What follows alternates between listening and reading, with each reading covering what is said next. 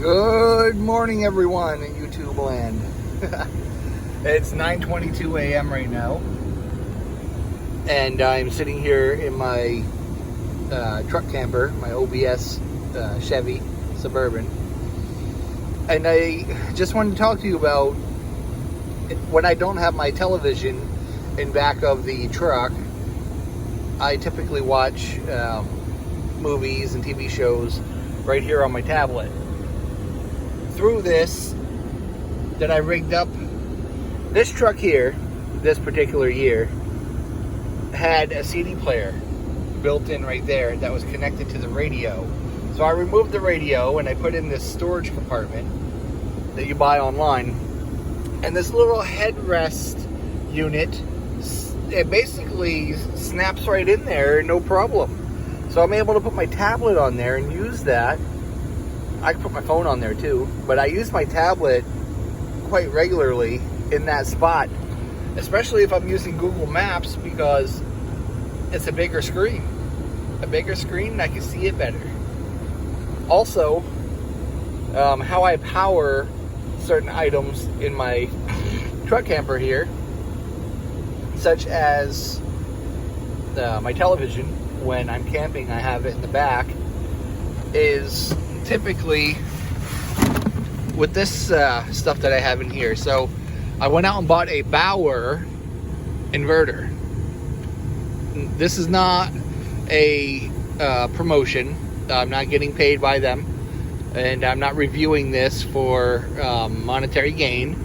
I just had to do something with my power. So this is a 190 watt power source. Basically, you just take a Bauer battery and you snap it in on the bottom down there, underneath, right here. Give me a sec while I do that. And just like that. So, power button's right here. Here's the light. I turn it on first. It's great too. I like this little thing, a strobe light. All right, then I have another source as well. For Christmas this year, my oldest son bought me this little inverter. Now this thing is a 200 watt inverter. It's already connected, so it comes like this on eBay. It's already connected to this. This is designed specifically, this adapter. Again, bear with me, I'm going to put the battery in. It is designed for Bauer. It fits right on there perfectly. And it works excellent. It has two USB ports and an AC plug-in. There's the light, the green light. Shut it off. There's no light. So this works great. This thing is beautiful. I love this. And it's compact. It doesn't stick up as big as this one. This one kind of looks bulky. Those can lay side by side. I've also got this Flash Fish. I believe it's 190 watt as well. Portable power station. Let's check the stats. Flash Fish isn't paying me for this either.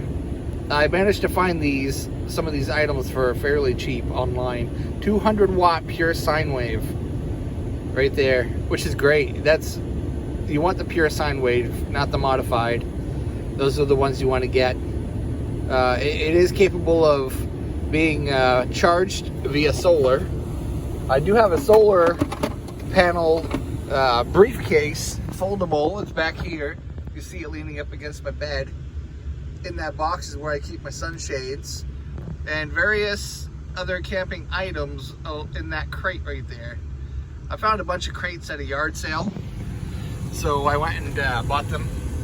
I'm currently situated outside of a McDonald's right now in the parking lot, just explaining some stuff. Also, I wanted to explain this to you viewers at home, that, all right, where is it? Okay, I brought this along.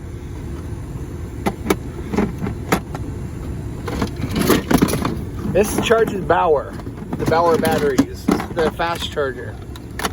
So basically what you're going to do is you can put a battery in and then you plug the other end into an inverter, one of the inverters that I have, either one. Sorry, excuse me. You plug one of the other end into one of the inverters and it will charge your battery.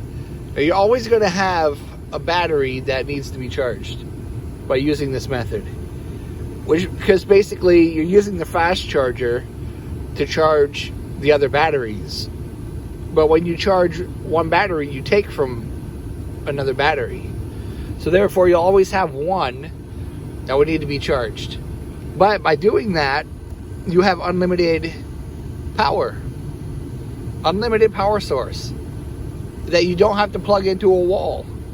You can take it with you. It's travel power, unlimited travel power, portable unlimited travel power. So, I just wanted to bring this up. Oh yes, also I put a Baofeng radio down here.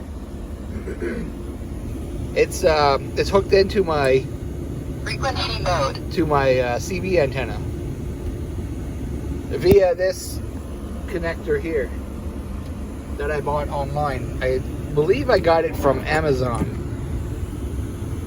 So it goes into that and then down into the radio. And that's great for certain areas. You can listen to police scanner when you're truck camping in a particular area. You have to Google it to find out which frequency that local police department is operating on.